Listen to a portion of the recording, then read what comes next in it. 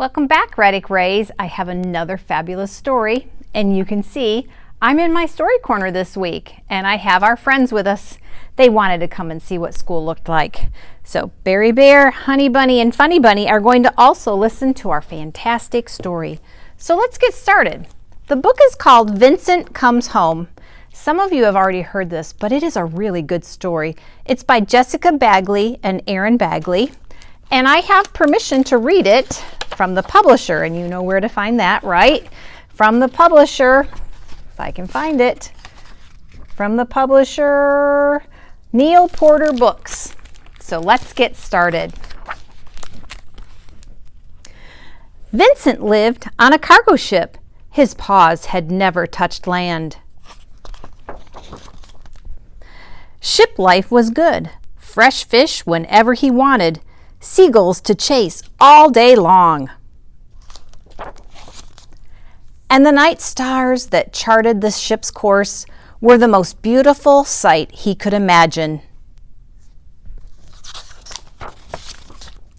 Vincent went about as he pleased. No one seemed to notice him much. Look at how he's almost getting stepped on. The damas carried goods from one port to another. They'd load up with chocolate from Zanzibar and deliver it to Norway. Oranges from Florida ended up in Iceland. And all these lines show all of the different routes that ship would take. Always coming and going, never staying. Vincent loved traveling to exciting new places, each one different from the last, but he could only enjoy them from a distance. Because remember, he never ever walked on land. The captain collected souvenirs from each port they stopped and displayed them in his cabin, Vincent's favorite place on the ship. They seemed to have visited every place imaginable, every place except one. Can you think what place that might be? Even though we are far away, it's nice to know that home is always there, said the second mate. I can't wait to get home, said the first mate. The most exotic food in the world can't compare to a home-cooked meal, said the cook. Whenever I go home, I never want to leave. Where is this home place? Thought Vincent. He didn't know what home was. A place you never want to leave? It sounds wonderful. Better than any place we visited.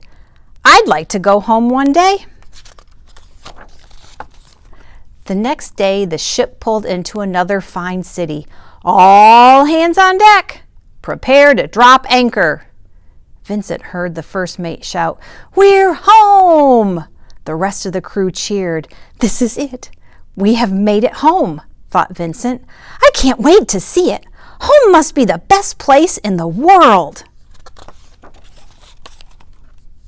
The ship docked and Vincent raced to the ship's railing and peered over the edge.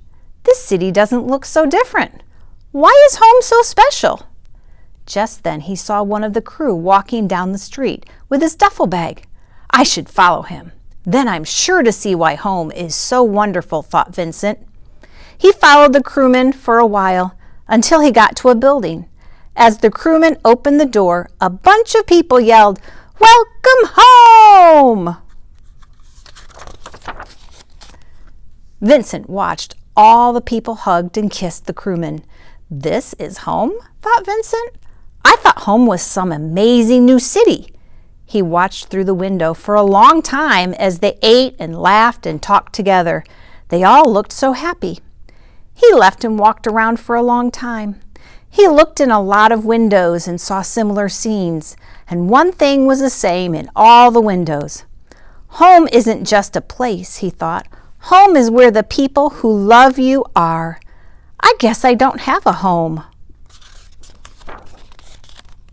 Vincent padded around and looked up at the quiet night sky.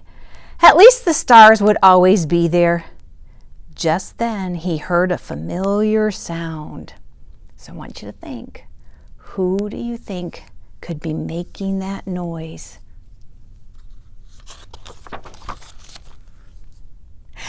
Here you are, my boy. I've been looking all over for you. You've never left the ship before, said the captain. So if you thought it was the captain, you guessed right. Here they are. The captain scooped him up and scratched him under his chin and rubbed his belly. Let's go home. And that's the end of our story this week. I hope you've enjoyed it as much as me. So until next week, keep on reading. Bye.